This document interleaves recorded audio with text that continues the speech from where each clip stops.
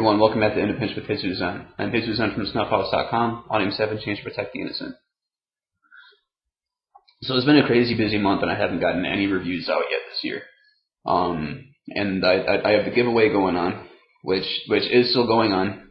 Deadline is the end of the month, so if you're interested in a pile of free snuff, check out my last video, the 2016 snuff giveaway. You can get your details there.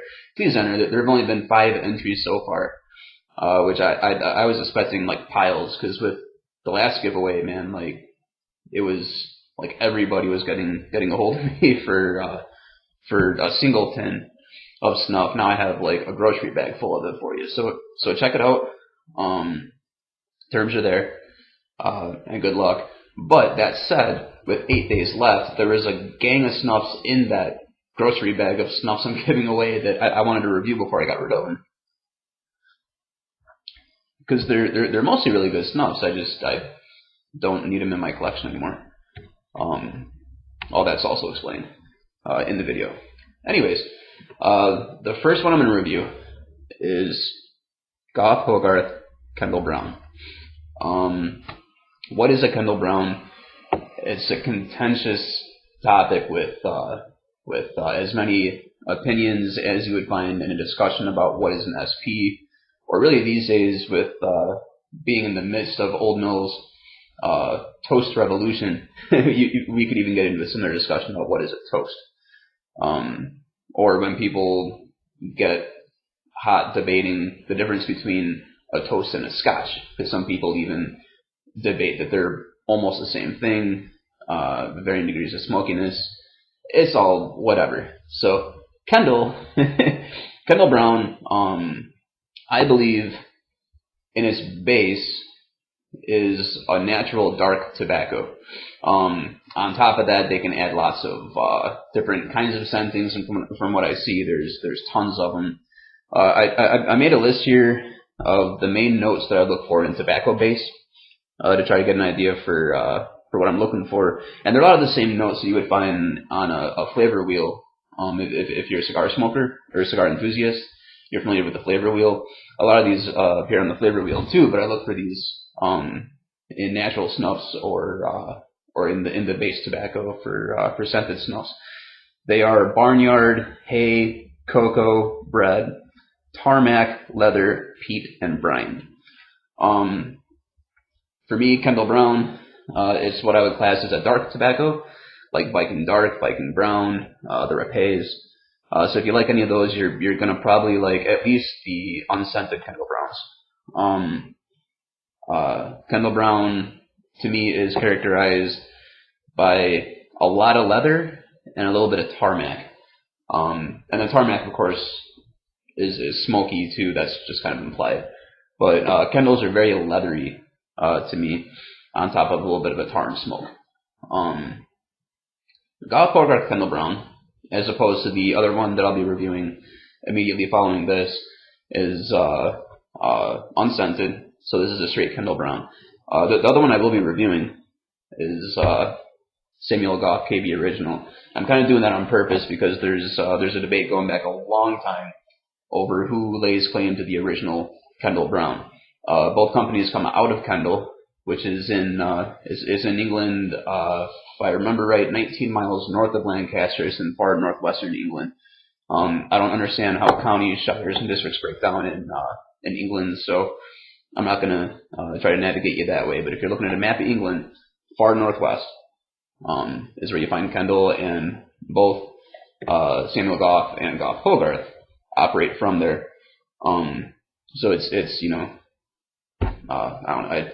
I don't really feel like it's of a whole lot of importance outside of historical context who actually can lay claim to the original Kendal.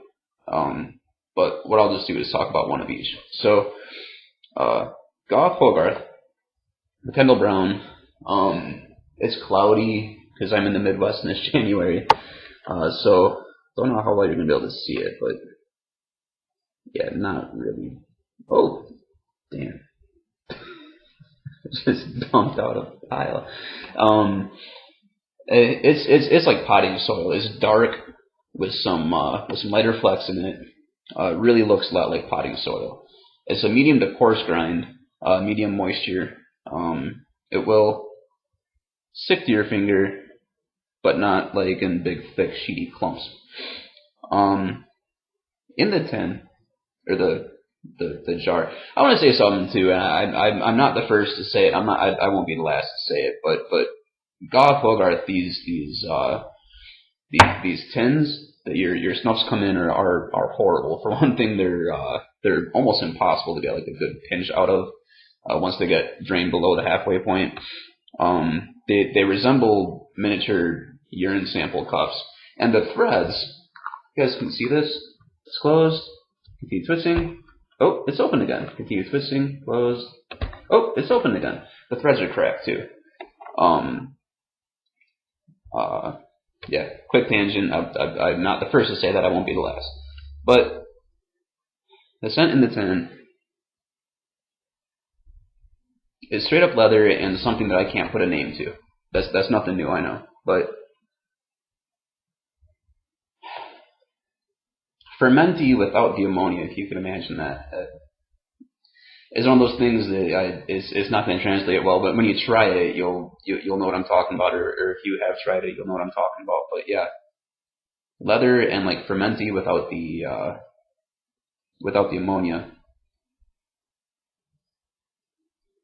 There's like an impression of citrus there, but there's no actual citrus scent. So I think it's just a general acidity from the fermentation process. But yeah, so we'll put some in the nose. I'll try to get a.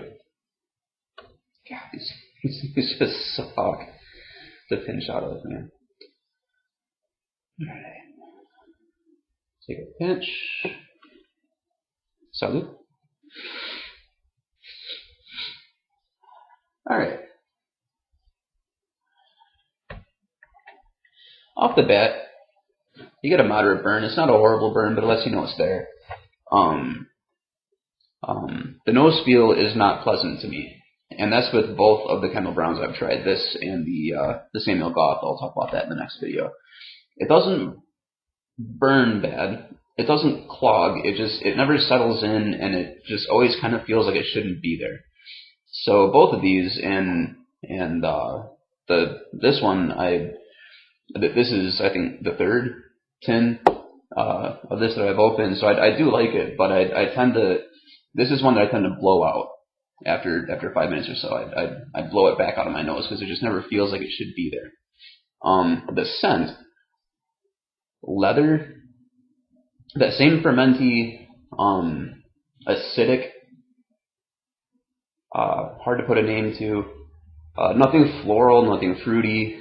And here's the weird part, and I've tried to describe this to my wife, and it's just really hard to describe. But when I was a kid, I remember going on vacation and a number of times walking into hotel rooms, and there was like an air conditioning smell, like an ozone-y kind of smell.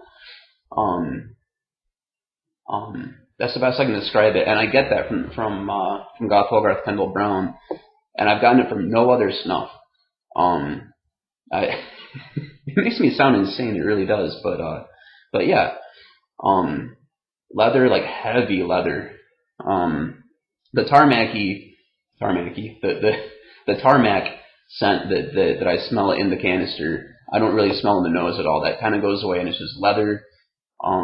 Kind of salty, but not heavy enough where I would say it's briny, and that weird air conditioning smell. I don't know. I do like it. It makes it sound like I don't like it. I like it a lot. I just don't know how to describe it to you, which is why I did a review. Yay. Anyway, so that's my impression of Gawith Hoggarth Kendal Brown. Take it for what it's worth. It's good stuff. If you guys like naturals at all, give it a shot. If you guys like dark tobacco naturals, you're definitely gonna like it. And that's all I got on this. So hope you guys are having a safe day. Hope you guys on the East Coast getting hit by that storm. Stay safe, stay warm. I've never been in a situation where snow is a national emergency for me, but I live in the Midwest. Gosh, that sounded mean. I'm sorry if you guys are out there. I know it's a serious situation for you. you don't have your city's not set up to handle winter weather the way ours is. So I hope y'all are safe. I hope y'all have power and food and can make some kind of fun of it all. All right, talked in about 10 minutes. I'm aiming for under 10 minutes for my videos now. They have been going really long, unnecessarily long, because I ramble like I'm doing now. God bless you guys. Salud.